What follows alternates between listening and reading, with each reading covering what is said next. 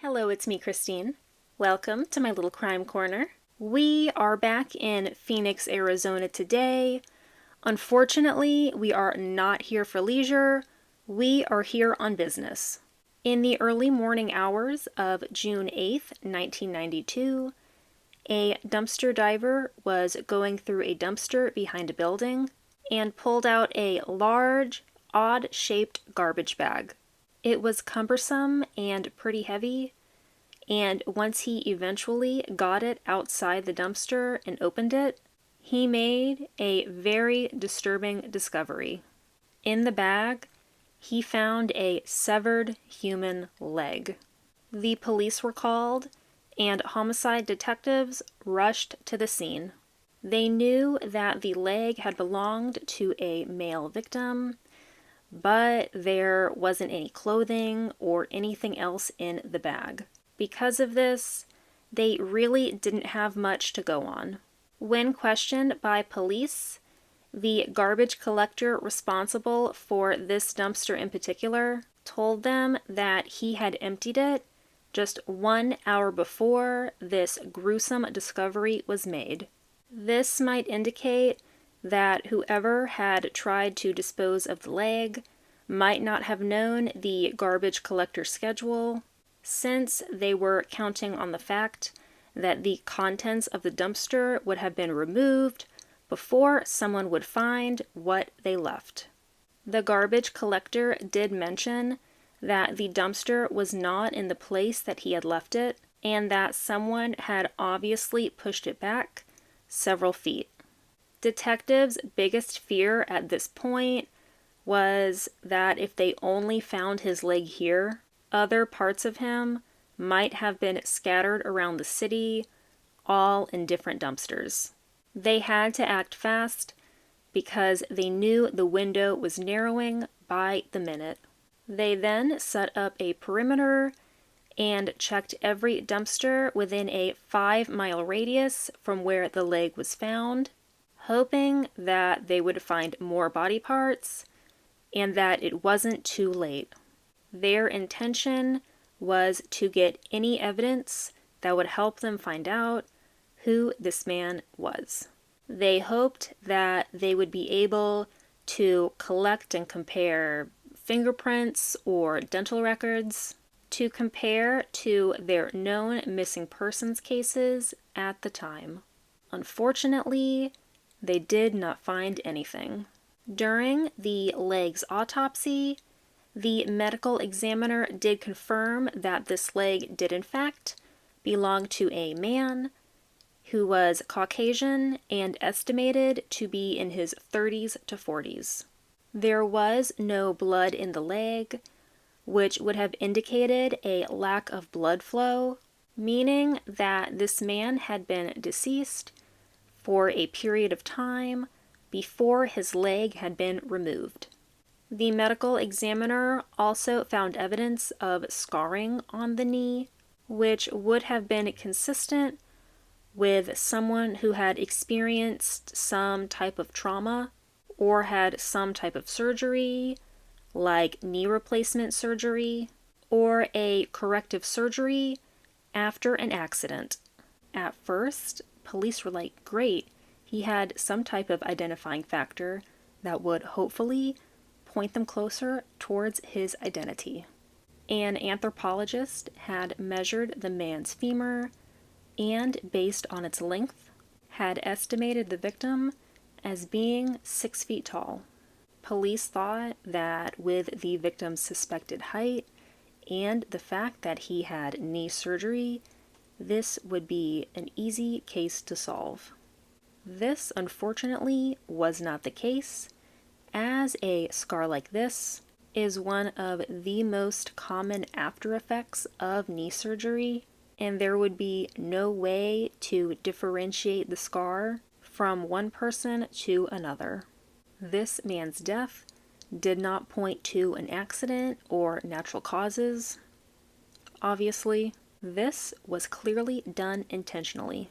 After testing the leg's muscle, there were high levels of methamphetamine, which led investigators to believe that this murder had been drug-related. This case was then classified as a homicide, as they had no other evidence besides the leg, so we don't know the exact details leading up to this man's death. Investigators reviewed all of their missing persons reports from the area and were unable to find anyone between the ages of 30 and 40 that were 6 feet tall and had had a record of being involved with methamphetamines. In the 80s and 90s, methamphetamines were the most common addictive drug, according to the drug treatment centers in Arizona at the time. So, because of this, there were significantly more people involved with methamphetamines, causing the suspect pool to potentially overflow. I was debating saying that or not. Police then got a break. A woman named Patricia had called police to report her boyfriend missing.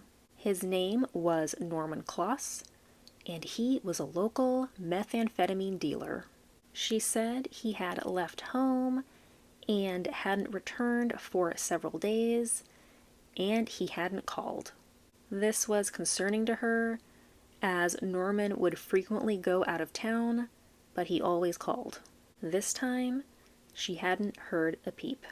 She said that the last time she saw him, when he left, he was wearing shorts and tennis shoes. Based on the profile police had created, in accordance to what the medical examiner had determined, Norman was a match. Norman was 6 feet tall and had had documented knee surgery, which was consistent with the scar. Norman was 32 years old, and as mentioned earlier, he was a known methamphetamine dealer. He was a well-liked man in the community, and as far as his girlfriend and police could tell, he didn't have any obvious enemies. However, in the drug world, this wouldn't last long. When police had questioned Patricia, they had shown her a series of photographs, including the surgical scar, and she had said, "That's Norman." Having this identification was good, but police wanted to do one better. In order to be absolutely sure, they had attempted to extract DNA from the leg to match a known sample of Norman's. Investigators decided that they were going to try and get in touch with Norman's parents and intended on performing what is known as a reverse paternity test. Easy enough, right? Well, after floating this idea, it was revealed that Norman was adopted. Through Norman's adoption, his biological parents were not on any of his records. Not having this as an option, investigators needed to find another way. Although they did not know his biological parents, they did know that he had a biological sister who he had actually donated a kidney to 10 years prior. They were hoping that there would be something on file that they would be able to test against. Sure enough, after reaching out to the hospital that had performed the transplant surgery, they had a cell sample on file. Finally, a win. The DNA from the leg sample was tested against this cell sample, and it was a match. This leg belonged to Norman Kloss. Now we just need to know who was responsible for his murder. Police didn't believe that this was a random attack and that it was done by someone who knew him. Police then went around town questioning Norman's friends and his known associates. They were hoping to be able to retrace his final days alive. Of all the people that police had talked to, his girlfriend Patricia was the most helpful. She had told them about Norman's past making drugs before he was selling, and gave police the name Graham King, who was another methamphetamine cooker and seller, who also just so happened to be Norman's former business partner. I know the name Graham King sounds like a stage name, but I looked him up, I saw his record, he's real. There had apparently been a falling out between the two, but there was no animosity to the extent that Norman felt like something might happen to him. They had been longtime friends, and even though they had become rivals in the drug world, there was still a level of respect. Police were eager to speak with Graham, as they knew that he might be able to give more insight into the dangerous crowd that he and Norman were a part of. When police drove through Graham's neighborhood, they actually found Norman's car abandoned just a block away from Graham's home. This wasn't a good sign, as there was no indication that Norman had intentionally gone to see Graham on the day he disappeared, and he had no known business in the area. Police then obtained a search warrant to search Graham's home. Police waited several hours on the street until Graham had walked outside to go to his car, and then presented him with the search warrant. Once inside, they found hundreds of weapons of all kinds, both laying out in plain view and hidden in compartments in furniture and walls. He had every weapon you could think of, which, due to the nature of his business endeavors, one would expect. Once inside, there was an air of paint in the home, and investigators had discovered that the laundry room's walls, floor, ceiling, built-in table, pretty much every surface, had been painted recently. In addition, there was a heavy bleach smell all throughout the home. After removing the built-in table, investigators found several tiny brown spots, which they believed to be blood. They collected samples and actually removed that part of the wall to bring back to the lab to be tested. All tests came back positive for the presence of human blood. When compared to the DNA from the leg's muscle, the blood particles from the wall matched. When confronted with this information, Graham was uncooperative and refused to talk. Are you surprised? A short time later, police ended up getting a call from one of Graham's friends, who said that he was working on Graham's car one afternoon and remembers seeing Norman come over and walk inside the house, but he never came out. Troy said that he didn't see anything, but he definitely heard something. He said he heard a bunch of screaming, and then there was a lot of scuffling, and then he heard a gunshot. He then said that he heard him, presumably Graham, cutting Norman up with an axe. He again reiterated that he didn't see anything, but he knows the sounds and put two and two together. After hearing what he suspected to be a murder, Troy said he waited for an hour before knocking on the door to pick up his tools. He said that Graham had come outside and he was wearing different clothes and was shaking and acting very weird. Graham invited him in, and Tony recalls being overcome by the smell of some type of heavy-duty cleaning product. Feeling very uneasy, Troy said at that point he turned around and walked out. When discussing what the men's fight could have been about, Troy said that they had had a long-going dispute about this woman who was involved with Norman, who might have become pregnant, and this woman just so happened to be Graham's ex-girlfriend. It is believed that this is what motivated Norman's murder. After this revelation, Graham was arrested and charged with first-degree murder. During the trial, prosecutors believe that when Norman went to Graham's home, he had no idea that Graham was mad at him. It is unclear if he had lured him there in some way, or if Norman had just gone on his own, just to pop by and say hi. As I mentioned earlier, although rivals in the drug business, they were still friends.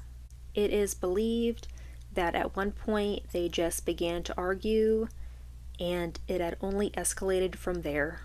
Then there was the gunshot, the one Troy had described hearing. It is then believed that Graham had dismembered Norman and placed him in several trash bags. He then waited for nightfall and drove around, placing the trash bags in different dumpsters all over the city. None of Norman's other body parts had been recovered, and that is believed to be because all of the dumpsters that Graham had gone to were full, and the one he placed his leg in was empty, indicating that the garbage collector had already come and emptied out this dumpster in particular. If he had put Norman's leg in a full one, it is thought that it would have been highly unlikely that Norman would have ever been discovered. During the trial, Troy had refused to testify because he had feared for his life, and prosecutors ended up making a plea agreement with Graham.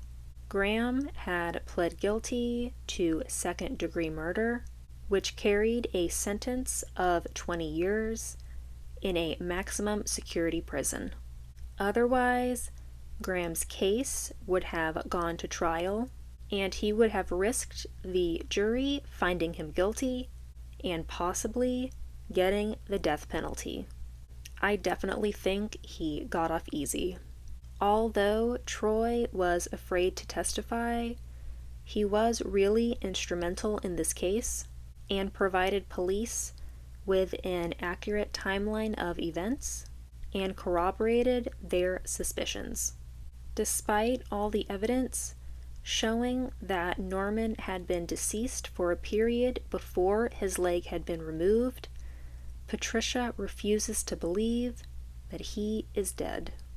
She believes that his death was staged. She believes that Norman had possibly faked his own death in order to avoid a drug-related confrontation. She said that she believes one day he will come back to her. As far as I was able to find, it appears that Graham had only served 19 years in prison before being released on June 13th, 2012. He definitely got off easy. This was just such a sad and gruesome case and a terrible way to be found. Let me know what you think. Do you think that justice was served? Do you think that Norman faked his own death? I might believe that if there wasn't evidence that the blood had stopped flowing before the leg had been removed. Other than that, what a great cover story. Well, that is all I have for you today. Thank you very much for watching. I hope you learned something, and I will see you in the next one. Bye.